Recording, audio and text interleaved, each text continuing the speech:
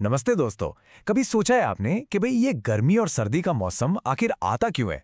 सवाल तो बड़ा सीधा साधा लगता है ना, है ना? पर इसका जवाब वो तो और भी मजेदार है। तो चलिए आज इसी रहस्य से पर्दा उठाते हैं। तो हमारा आज का प्लान क्या है? सबसे पहले एक बहुत बड़ी गलतफहमी को दूर करेंगे। फिर हम धरती के उस सीक्रेट झुकाव के बारे में जानेंगे जो असली कहानी है।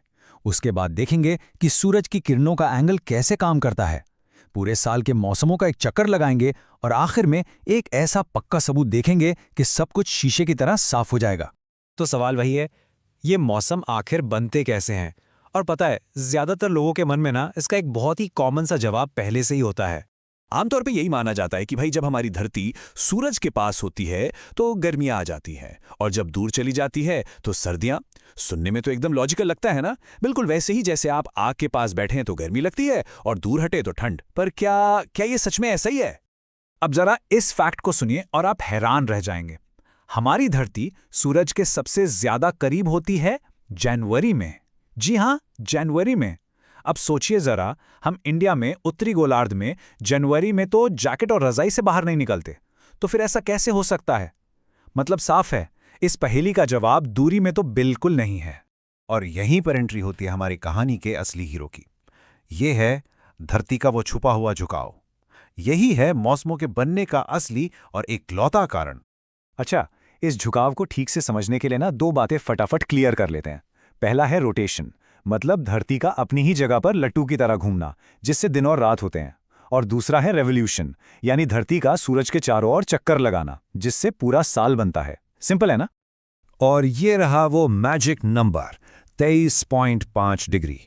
जी, हमारी धरती एकदम सीधी खड़ी होकर नहीं घूमती, वो अपनी धुरी पर अपने एक्सिस पर 23.5 डिग्री झुकी हुई है। और दोस्तों यकीन मानिए, यही मामूली सा झुकाव ही मौसम बदलने की पूरी कहानी लिखता है। तो अब आप सोच रहे होंगे कि ठीक है, झुकाव है, पर इससे गर्मी सर्दी का क्या लेना देना? सारा खेल सूरज की रोशनी के एंगल का है, उसके कोण का है। इसे समझने का एक बहुत ही आसान तरीका है। बस ये सोचिए कि सूरज से आने वाली रोशनी एक टॉर्च की बीम की तरह है। अब देखिए, जब आप टॉर्च को किसी सतह पर बिल्कुल सीधा मारते हैं तो क्या होता है? रोशनी एक छोटे से बहुत ब्राइट सर्कल में सिमट जाती है। सारी की सारी एनर्जी एक छोटी सी जगह पर फोकस हो जाती है। नतीजा, वो जगह ज्यादा गर्म हो जाती है। इसी को कहते हैं सीधी किरणें या डायरेक्ट रेज। पर अब उसी टॉर्च को अगर आप थोड़ा तिरछा कर दें तो अरे वाह, वही रोशनी अब एक बहुत बड़े हिस्से में फैल गई, पर अब वो उतनी ब्राइट नहीं रही, है ना? इसी को कहते हैं तिरछी किरणें या स्लैंटिंग रेज। एनर्जी फैल गई तो गर्मी भी कम हो गई। बस इतना ही साइंस है। तो चलिए अब इस टॉर्च वाले आइडिया को अपनी धरती पर अप्लाई करते हैं और हम बात करेंगे अपने नॉर्दर्न हेमिस्फेयर की, यानी उत्तरी गोलार्ध की, जहां हमारा भारत है। तो सोचिए, जब धरती का उत्तरी हिस्सा सूरज की तरफ झुका होता है तो क्या होता है? सूरज की किरणें हम पर ज्यादा सीधी पड़ती हैं, बिल्कुल उस सीधी टॉर्च की तरह। और इतना ही नहीं, दिन भी लंबे हो जाते हैं, मतलब ज्यादा फोकस्ड गर्मी, और वो भी ज्यादा देर तक। और नतीजा, जबरदस्त गर्मियां। और सर्दियों में ठीक इसका उल्टा। जब हमारा उत्तरी गोलार्ध सूरज से दूसरी तरफ झुका होता है तो हम तक किरणें तिरछी होकर पहुंचती हैं, जैसे वो तिरछी टॉर्च की रोशनी। और हाँ, दिन भी छोटे हो जाते हैं, मतलब फैली हुई कमजोर गर्मी, और वो भी कम समय के लिए। और लीजिए, आ गई सर्दियां। और पूरे साल का ये चक्र ना इन 4 खास तारीखों से समझा जा सकता है। देखिए, 21 जून के आसपास हमारा नॉर्दर्न हेमिस्फीयर सूरज की तरफ सबसे ज्यादा झुका होता है। ये होता है साल का सबसे लंबा दिन। फिर 22 सितंबर आते आते झुकाव एकदम न्यूट्रल हो जाता है, दिन और रात बराबर। फिर आता है 21 दिसंबर, जब हम सूरज से सबसे ज्यादा दूर झुके होते हैं। यह है साल का सबसे छोटा दिन। और फिर 21 मार्च को हम फिर से न्यूट्रल पोजीशन में आ जाते हैं, दिन रात एक बार फिर बराबर। है ना एक पूरा साइकिल? चलिए, अब मैं आपको एक ऐसा फाइनल प्रूफ देता हूं जिसके बाद ये टिल्ट वाली बात आपके दिमाग में हमेशा के लिए पक्की हो जाएगी। आपके लिए एक छोटा सा सवाल। जिस वक्त भारत में भयंकर गर्मी पड़ रही होती है, उस वक्त ऑस्ट्रेलिया में कौन सा मौसम होता है? सोचिए जरा। जवाब है सर्दियां। जी, वहां कड़ाके की ठंड पड़ रही होती है। और ऐसा क्यों? क्योंकि धरती तो एक गोल गेंद है ना। अगर उसका एक हिस्सा, हमारा उत्तरी गोलार्ध, सूरज की तरफ झुका है तो जाहिर है कि ठीक उसी वक्त दूसरा हिस्सा, दक्षिणी गोलार्ध, सूरज से दूर की तरफ झुका होगा। यही जो उल्टे मौसम है ना, ये इस बात का सबसे बड़ा सबूत है कि दूरी नहीं, झुकाव ही असली वजह है। तो चलिए पूरी कहानी को समेटते हैं। जो एक मिथ था, एक गलतफहमी कि मौसम धरती के सूरज से दूरी के कारण बदलते हैं, वो पूरी तरह से गलत है। और असलियत क्या है? रियलिटी ये है कि मौसम हमारी धरती के 23.5 डिग्री के झुकाव की वजह से होते हैं। तो इस पूरी बातचीत के बाद अगर मैं कहूं कि आपको सिर्फ एक लाइन याद रखनी है तो वो क्या होगी? बस ये एक आसान सी लाइन याद रख लीजिए, the tilt is the reason for the season. मतलब झुकाव ही मौसम का कारण है ना? सिंपल। उम्मीद है आपको आज कुछ नया और मजेदार जानने को मिला होगा। हर जिज्ञासु इंसान का इस नए डीप डाइव में स्वागत है। आज का विषय मतलब एक ऐसा सवाल है जो बचपन की विज्ञान की किताबों से लेकर हाँ, हर जगह छाया रहता है, बड़े बड़े विचार विमर्शों तक में। बिल्कुल, विषय बहुत ही सीधा सा लगता है कि पृथ्वी पर गर्मी और सर्दी के मौसम आखिर क्यों आते हैं। सुनने में तो बहुत आसान लगता है ना? तो ये गहन विश्लेषण विशेष रूप से उन सभी जिज्ञासु लोगों के लिए तैयार किया गया है जो जटिल जानकारियों को बस रटने के बजाय उनके पीछे के असली विज्ञान को मजेदार तरीके से समझना चाहते हैं। एकदम सही। और आज हमारे पास जो विस्तृत वैज्ञानिक स्रोत और नोट्स हैं, वे मौसम बदलने के असली कारणों को बहुत ही तार्किक तरीके से समझाते हैं। हाँ। हमारा मुख्य लक्ष्य आज उस सबसे बड़ी गलतफहमी को जड़ से खत्म करना है जो इंसान की सामान्य समझ पर हमेशा हावी रहती है। वो पृथ्वी के सूरज के पास जाने वाली बात। बिल्कुल वही। अक्सर यही माना जाता है कि पृथ्वी जब सूरज के पास जाती है तो गर्मी आती है और जब दूर जाती है तो सर्दी आती है। और मैं बता दूं कि यही सामान्य समझ सबसे बड़ा धोखा है। हाँ, क्योंकि इंसान का दिमाग तो पैटर्न और रोजमर्रा के अनुभवों के आधार पर ही काम करता है ना। सामान्य जीवन में तो यही होता है कि जब भी किसी आग या ऊष्मा के स्रोत के पास जाया जाए तो गर्मी बढ़ती है और दूर जाने पर ठंडक महसूस होती है। जाहिर सी बात है। जैसे कैंपफायर के पास बैठेंगे तो पसीना आएगा, दूर जाएंगे तो ठंड लगेगी। तो इसीलिए पृथ्वी और सूरज के रिश्ते को भी इंसान इसी सीधे नजरिए से तौल लेता है। लेकिन वैज्ञानिक दृष्टिकोण से देखा जाए तो मौसम बदलने का ये मुख्य कारण मतलब बिल्कुल भी नहीं है। एकदम नहीं है। अंतरिक्ष और ग्रहों के काम करने का तरीका हमारे इस कैंपफायर वाले अनुभव से बहुत अलग और कहीं ज्यादा जटिल है। तो चलिए इसे थोड़ा खोलकर देखते हैं। पृथ्वी पर मौसम के इस पूरे खेल को समझने के लिए सबसे पहले पृथ्वी की 2 बुनियादी गतियों यानी मोशंस की तस्वीर साफ करनी होगी। क्योंकि ब्रह्मांड में हमारी पृथ्वी कभी शांत तो बैठती नहीं है। बिल्कुल नहीं बैठती। पहली गति है रोटेशन और दूसरी है रेवोल्यूशन। रोटेशन का सीधा सा मतलब है पृथ्वी का अपनी ही धुरी यानी एक्सिस पर लट्टू की तरह घूमना। और ये एक ऐसा चक्कर है जो लगभग 24 घंटे में पूरा होता है। हाँ, 24 घंटे में। और इसी गति की वजह से दिन और रात का चक्र चलता है। जो हिस्सा सूरज की तरफ है वहां दिन और दूसरी तरफ रात। सीधी सी बात है। अब इसके साथ ही एक दूसरी बहुत बड़ी गति भी चल रही है, रेवोल्यूशन। इसका मतलब है पृथ्वी का एक विशाल पथ पर सूरज के चारों ओर अपनी परिक्रमा पूरी करना, जिसमें 365 दिन और 6 घंटे का समय लगता है, जिससे हमारा 1 साल पूरा होता है। लेकिन यहाँ एक बहुत बड़ी बात ध्यान में रखने वाली है। वो क्या? केवल सूरज के चारों ओर ये विशाल चक्कर लगाना ही मौसमों का जनक नहीं है।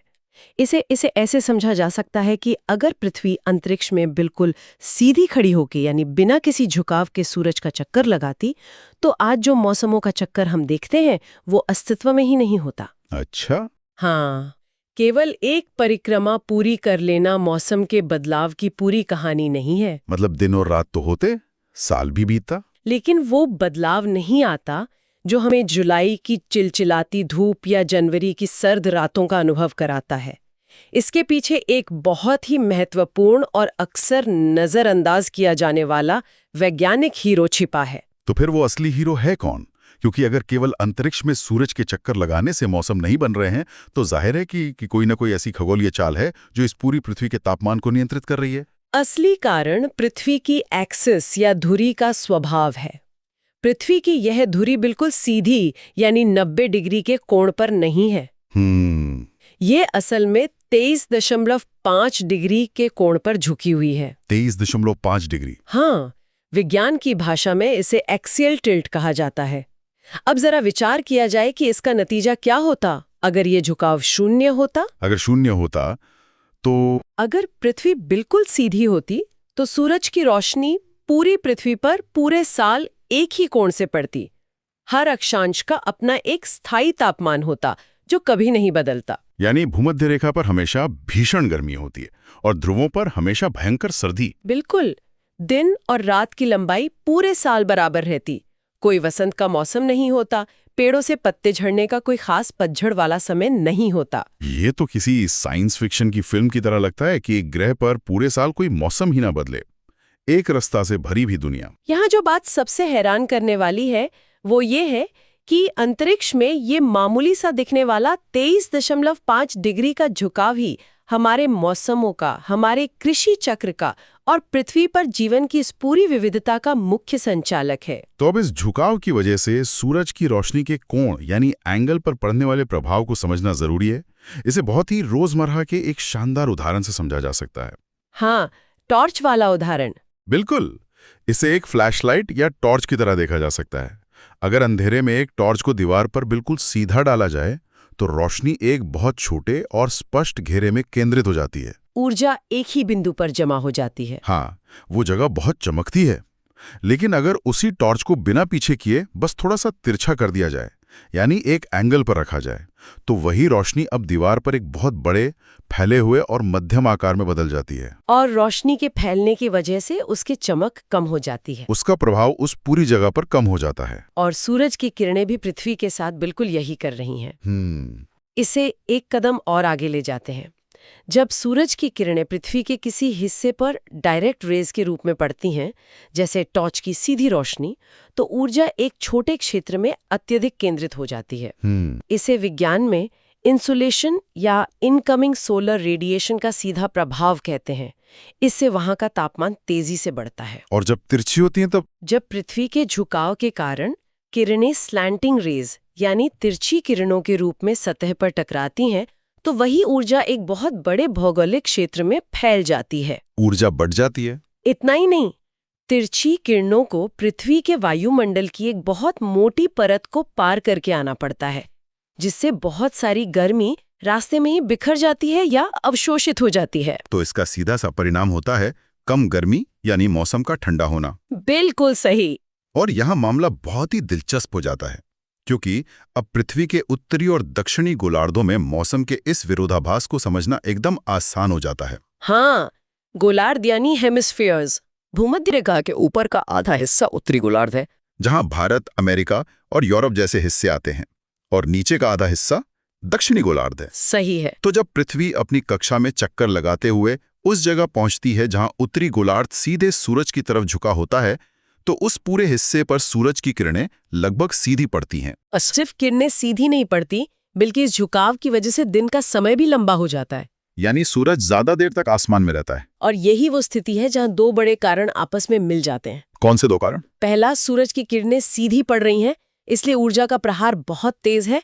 दूसरा, दिन लंबे होने की वजह से वो ऊर्जा बहुत ज्यादा घंटों तक लगातार पृथ्वी को गर्म कर रही है। और रात छोटी होने के कारण पृथ्वी को ठंडा होने का कम समय मिल रहा है। बिल्कुल, ज्यादा ऊर्जा और ज्यादा समय का ये मेल ही वो असली कारण है जिसे हम गर्मी का मौसम कहते हैं, समर सीजन। हाँ, इसके ठीक विपरीत जब 6 महीने बाद पृथ्वी अपनी कक्षा के दूसरी तरफ पहुंचती है, तो उत्तरी गोलार्ध सूरज से दूर की तरफ झुक जाता है। तो अब वहां किरणें तिरछी हो जाती हैं, ऊर्जा बड़े इलाके में फैल जाती है और दिन बहुत छोटे हो जाते हैं। और ये कमजोर ऊर्जा और कम समय का कॉम्बिनेशन सर्दी के मौसम को जन्म देता है।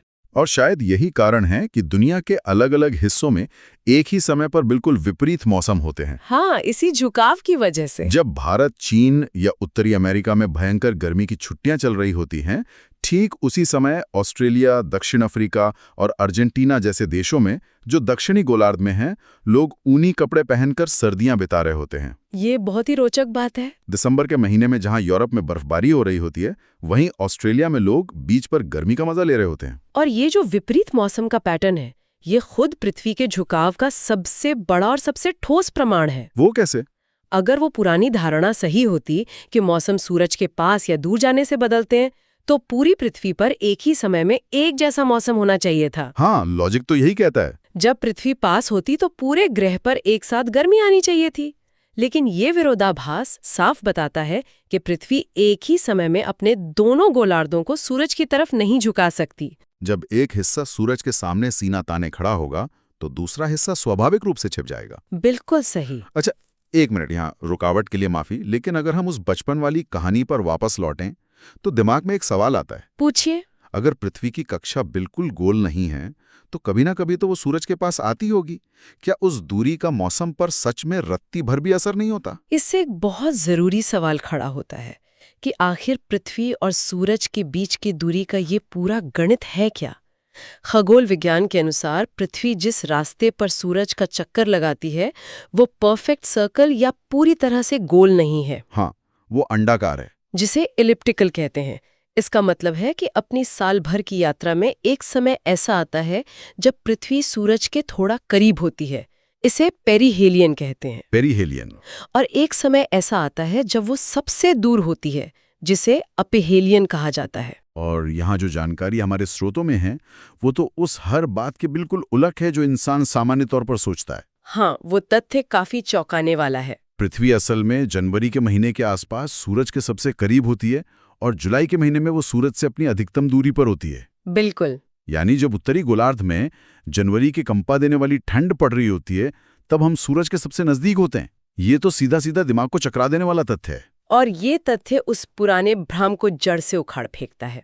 जरा गहराई से सोचिए, पृथ्वी और सूरज के बीच की दूरी में इस बदलाव से केवल कुछ प्रतिशत सूरज की रोशनी का ही अंतर आता है। अच्छा, सिर्फ कुछ प्रतिशत? हाँ, लेकिन 23.5 डिग्री के झुकाव का असर इतना विशाल और शक्तिशाली होता है कि वो इस दूरी के प्रभाव को पूरी तरह से दबा देता है। कमाल है।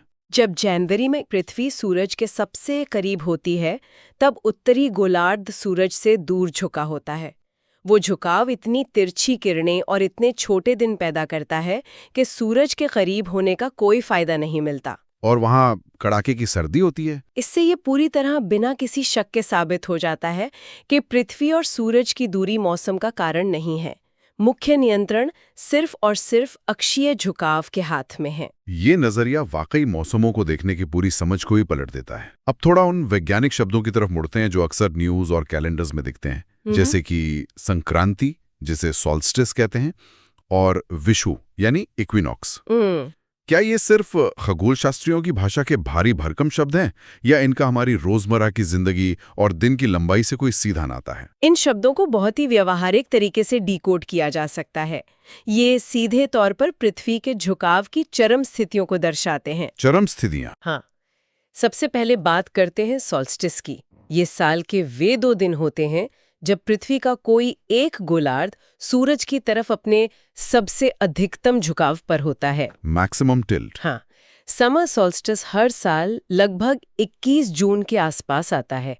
इस दिन उत्तरी गोलार्ध सूरज की तरफ सबसे ज्यादा झुका होता है। और इसका सीधा असर ये होता है कि उत्तरी गोलार्ध में रहने वालों के लिए ये साल का सबसे लंबा दिन होता है। इसके बिल्कुल उलट विंटर सॉल्स्टिस लगभग 21 या 22 दिसंबर को होता है, जब उत्तरी गोलार्ध सूरज से सबसे दूर मोड़ा होता है, जिसके कारण ये साल का सबसे छोटा दिन और सबसे लंबी रात बन जाता है। प्राचीन सभ्यताओं के लिए ये दिन बहुत महत्वपूर्ण थे। वे इसी आधार पर अपने त्योहार और खेती का समय तय करते थे। और इक्विनॉक्स की क्या भूमिका है? ये सॉल्स्टिस से कैसे अलग है? इक्विनॉक्स का लैटिन भाषा में अर्थ ही होता है बराबर रात, इक्वल नाइट। हाँ, ये साल के वो 2 पल हैं जब पृथ्वी की स्थिति अपनी कक्षा में कुछ ऐसी होती है कि न तो उत्तरी गोलार्ध और न ही दक्षिणी गोलार्ध सूरज की तरफ झुका होता है। झुकाव खत्म हो जाता है क्या? नहीं, पृथ्वी का झुकाव तो 23.5 डिग्री ही रहता है, लेकिन सूरज के सापेक्ष उसकी स्थिति ऐसी होती है कि किरणें सीधे भूमध्य रेखा पर पड़ती हैं। ओहो, अब समझा। इस समय दोनों गोलार्धों को लगभग बराबर मात्रा में धूप मिलती है। साल में ऐसा 2 बार होता है, एक वर्नल इक्विनॉक्स जो लगभग 21 मार्च को होता है, और दूसरा ऑटमनल इक्विनॉक्स जो 22 या 23 सितंबर के आसपास होता है। बिल्कुल। पूरी दुनिया में इन दिनों दिन और रात की लंबाई लगभग 12-12 घंटे की होती है। यही वो समय है जब हमें अत्यधिक गर्मी या अत्यधिक सर्दी की जगह बसंत या पतझड़ जैसे सुहावने और संक्रमण वाले मौसम देखने को मिलते हैं। एकदम सही। ये तो मुख्य गोलार्धों की बात हो गई, लेकिन इस ग्रह पर कुछ हिस्से ऐसे भी हैं जहां मौसम का ये चक्र एक अलग ही चरम सीमा पर पहुंच जाता है। हाँ, ध्रुवीय क्षेत्र। भूमध्य रेखा और ध्रुवों पर इस झुकाव का क्या असर देखने को मिलता है, क्योंकि वहां का जीवन आम दुनिया से बहुत अलग लगता है। अगर हम इसे बड़े नजरिए से जोड़कर देखें तो पाएंगे कि पृथ्वी का एक बहुत ही दिलचस्प विरोधाभास है। भूमध्य रेखा पर पृथ्वी के झुकाव का असर सबसे कम होता है। कैसे? वहां सूरज की किरणों का कोण लगभग पूरे साल बहुत ऊंचा रहता है। किरणें हमेशा काफी हद तक सीधी पड़ती हैं और दिन रात की लंबाई में पूरे साल बमुश्किल कुछ मिनटों का ही अंतर आता है। मतलब कोई खास बदलाव नहीं। यही कारण है कि भूमध्य रेखा के आसपास के क्षेत्रों जैसे कि अमेज़न के जंगलों या मध्य अफ्रीका में मौसम में कोई बड़ा बदलाव नहीं होता। वहाँ साल भर गर्मी, उमस और बारिश का ही एक लंबा चक्कर चलता रहता है। सर्दियां वहाँ के शब्दकोश में होती ही नहीं है। सही कहा।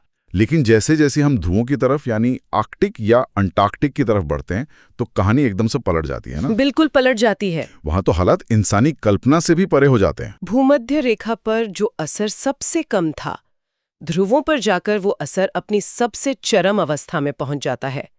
23.5 डिग्री के झुकाव के कारण ध्रुवीय क्षेत्रों में एक ऐसी खगोलीय घटना होती है जो किसी जादू जैसी लगती है। मिडनाइट सन? हाँ, आधी रात का सूरज। गर्मियों के दौरान जब उत्तरी ध्रुव सूरज की तरफ झुका होता है तो वो हिस्सा पृथ्वी के घूमने के बावजूद कभी अंधेरे में नहीं जाता। कल्पना कीजिए, रात के 2 बज रहे हैं लेकिन आसमान में सूरज चमक रहा है। और ये स्थिति हफ्तों या महीनों तक बनी रहती है। बाप रे। और इसके ठीक विपरीत सर्दियों में जब वो ध्रुव सूरज से दूर छिप जाता है तो वहां पोलर नाइट का दौर शुरू होता है। लगातार कई महीनों तक सूरज क्षितिज के ऊपर ही नहीं आता। 24 घंटे सिर्फ अंधेरा और हाड़ कंपा देने वाली ठंड। ध्रुवों पर रोशनी और अंधेरे का ये चरम रूप सीधे तौर पर उसी छोटे से 23.5 डिग्री के झुकाव का ही सबसे भयंकर और शक्तिशाली प्रदर्शन है। तो इस सब का असल मतलब क्या है? आज की इस पूरी चर्चा और इन वैज्ञानिक स्रोतों को अगर एक साथ पिरोया जाए तो निष्कर्ष बहुत ही स्पष्ट और आंखें खोलने वाला है। बिल्कुल। मौसम इस बात से नहीं बदलते कि हम सूरज से कितने किलोमीटर दूर या पास हैं। ये एक बहुत बड़ी और पुरानी गलतफहमी है जिसे आज वैज्ञानिक तथ्यों ने पूरी तरह से खारिज कर दिया है। मौसम के बदलने का असली रिमोट कंट्रोल पृथ्वी के 23.5 डिग्री के अक्षीय झुकाव और सूरज के चारों ओर उसकी परिक्रमा के पास है। इसी झुकाव की वजह से सूरज की किरणों का कोण बदलता है।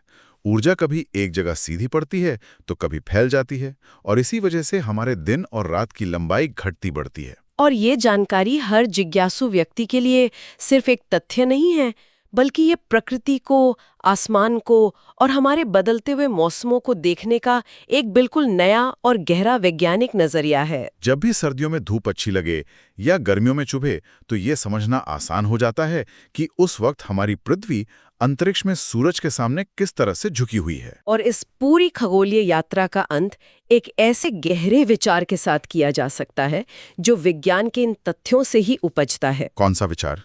हमने देखा कि कैसे पृथ्वी का महज 23.5 डिग्री का झुकाव हमारे पूरे जीवन, मौसम और प्रकृति को संतुलित किए हुए हैं। हाँ।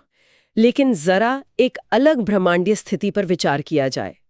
हमारे ही सौरमंडल में यूरेनस नाम का एक ग्रह है, अरुण ग्रह जिसे कहते हैं। हाँ, उस ग्रह का अक्षीय झुकाव 23.5 डिग्री नहीं बल्कि लगभग 98 डिग्री है। 98 डिग्री। इसका मतलब है कि वो अपनी कक्षा में लगभग पूरी तरह से लेटा हुआ है, जैसे कोई लुढ़कता हुआ बैरल हो। अच्छा। अगर भविष्य में किसी बहुत बड़े खगोलीय टकराव के कारण हमारी पृथ्वी का झुकाव भी यूरेनस की तरह 98 डिग्री हो जाए तो क्या होगा? तब हमारे मौसमों का ये सुंदर चक्र एक भयानक दुस्वप्न में बदल जाएगा। पृथ्वी के एक गोलार्ध में लगातार 42 साल तक चिलचिलाती धूप वाला भयानक दिन रहेगा और दूसरे गोलार्ध में 42 साल तक कंपा देने वाली बर्फीली और अंधेरी रात। 42 साल तक? हाँ, कोई वसंत नहीं, कोई बारिश की फुहार नहीं। ये विचार हमें इस बात का एहसास कराता है कि हमारा अस्तित्व, हमारे त्योहार, हमारी सर्दियां और गर्मियां, ये सब अंतरिक्ष में मौजूद एक बहुत ही बारीक और नाजुक ज्यामितीय संतुलन पर टिका हुआ है। क्या बात है। यूरेनस की वो डरावनी तस्वीर वाकई ये सोचने पर मजबूर कर देती है कि हमारी पृथ्वी का ये वर्तमान संतुलन कितना अनमोल है। बिल्कुल है। इसी गहरे आश्चर्य से भरे और ब्रह्मांड की विशालता को दर्शाने वाले विचार के साथ हम आज के इस गहन विश्लेषण को यहीं रोकते हैं। ब्रह्मांड और विज्ञान के ऐसे ही और भी दिलचस्प रहस्यों को इतनी ही गहराई से समझने के लिए आगे भी खोज जारी रहनी चाहिए। ये डीप डाइव प्रकृति के उस नाजुक संतुलन की बस एक झलक थी जो हर रोज हमारे चारों तरफ अपना काम कर रहा है।